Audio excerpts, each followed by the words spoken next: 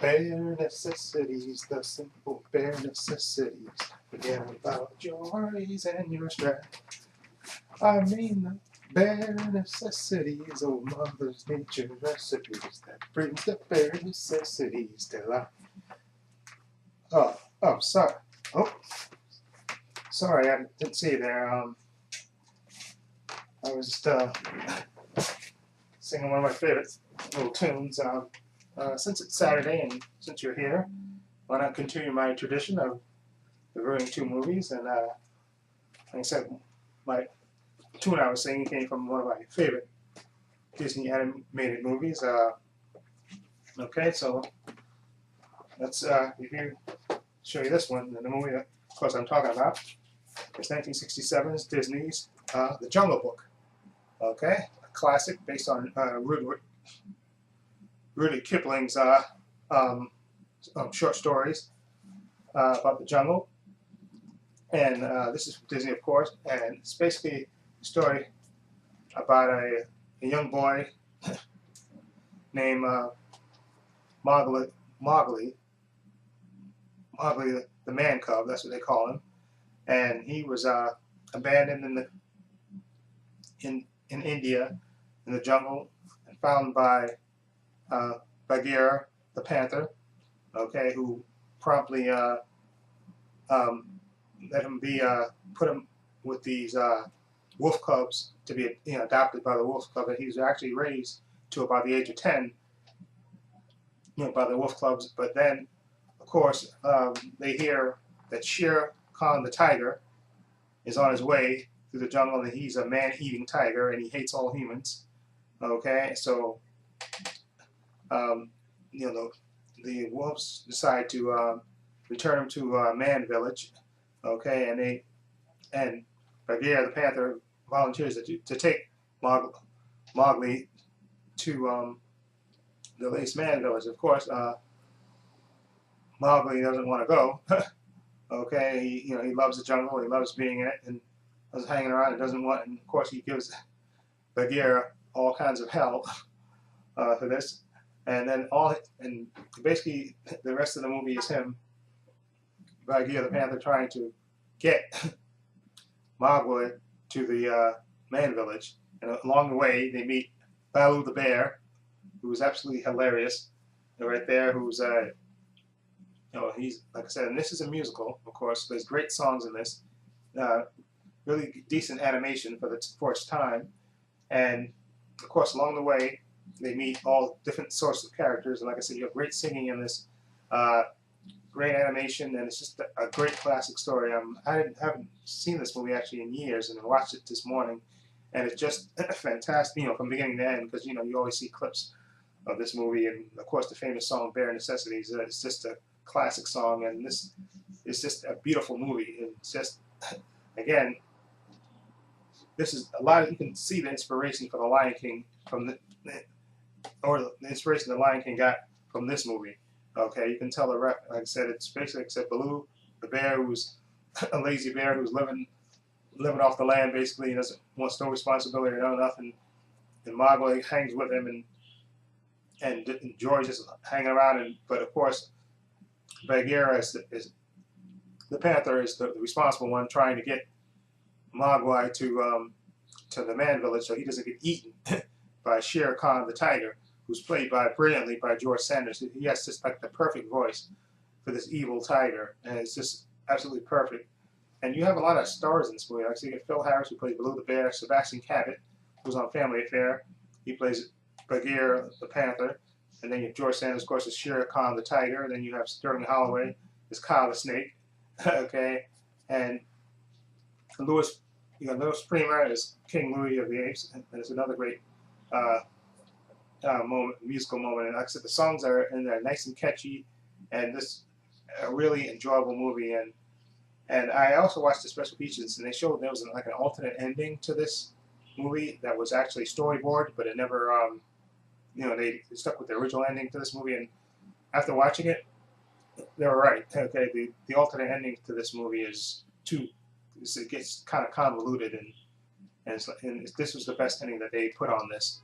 Okay, and like I said, there was I think there was a live action version, I think, with Jason Lee for this. I think Carrie Elwes was in it as well. And then, of course, there's a sequel, I think, with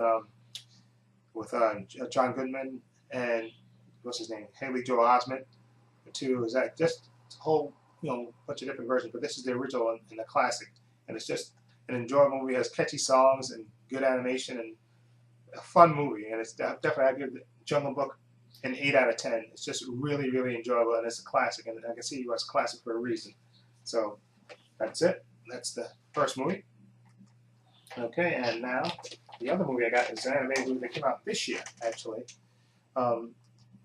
It's called, of course, Turbo, and this is the Blu-ray 3D and Blu-ray version. It comes with the pullback racer of Turbo there. You can see that. See, it has them there. And Turbo. Anyway, this movie is about a snail, believe it or not. It's about a snail that who dreams of basically of going fast. He lives in a garden. He's a garden snail. Lives in a garden with his brother.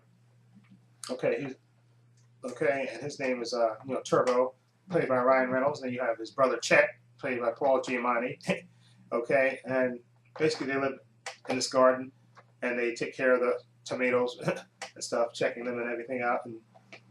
And of course, like I said, it's an animated movie, and it's basically about Turbo, who Ryan Reynolds, who dreams. Like I said, they also live next to a garage, and he dreams of going fast because he's a big fan of racing.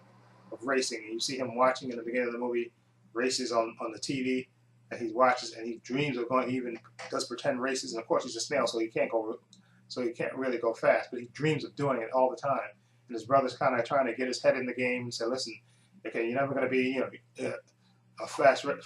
You're a snail, okay?" So basically, what happens is after Turbo causes a little mayhem, he gets his brother Chet fired, and Turbo kind of goes off on his own, and actually in the midst of wandering off, he comes upon a streetcar race, and he actually falls on top of one of the cars, and then he actually gets sucked into the engine, and when they turn on the nitric oxide in the street race, it gets absorbed in his body, and that turns him super, super fast. Okay, he becomes literally Turbo, and he can go over 200 miles per hour at a clip.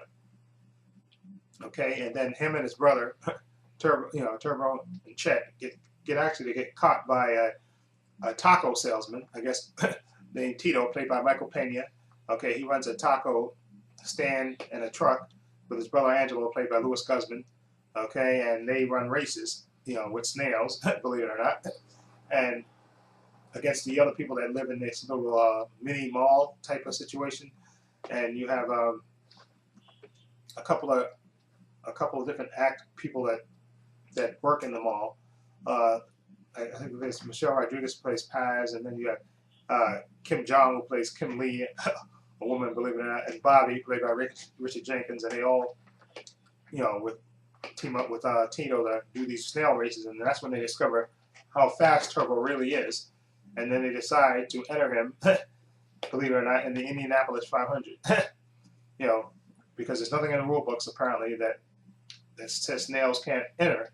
Okay, so basically this movie is predictable, and it's basically about dreaming big. Basically, that's the basic crux of the story, about dreaming big. Excuse me, and you can see there's like a parallel between Ryan Reynolds' character and Paul Giamatti's character. Ryan Reynolds plays Turbo, and Paul Giamatti is Chet. Okay, and they're brothers, and of course, Chet is always trying to tell Turbo that you gotta get your head out of the clouds and focus on reality and stuff, and stop dreaming big, basically. And then you get the same thing with Tito, who works with Angelo, his brother, and Tito's always trying to dream big, and Angelo's trying to always get him to be realistic and stuff and lower his expectations. And like I said, the movie's predictable. Again, it's about dreaming big.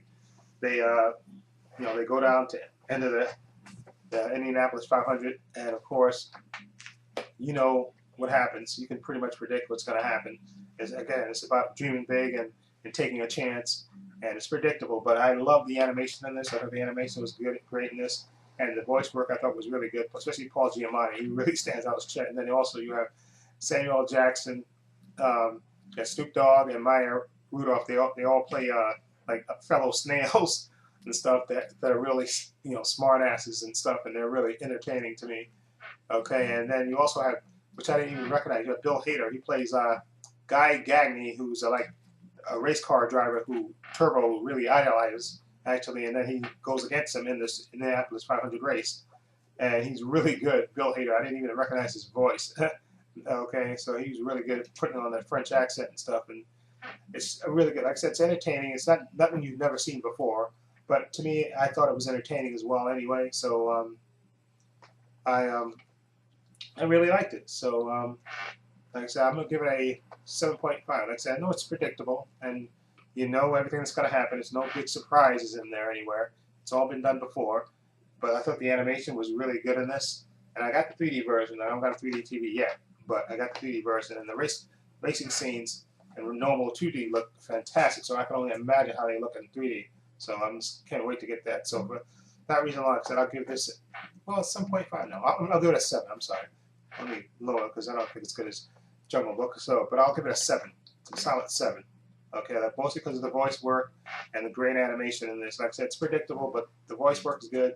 The animation is excellent in this movie. So I'm gonna give it that. So yeah. Okay, 7 for Turbo. Okay, and of course for Jungle Book. Okay, I'm gonna give Jungle Book. Excuse me. 8. Definitely worth seeing. Like I said, this is a classic, and I know people have seen this, but like I said, it's the first time I've seen it in a while.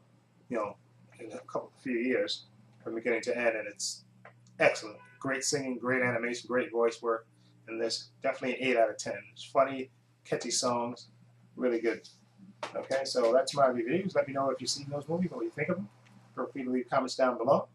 And this is Trepacer saying so long and take care. And I'm going to go continue to sing my song. And let me go on. For some reason, I have a feeling for honey for some reason. Okay, look for the bare necessities, the simple bare necessities. Forget about your worries and your strife.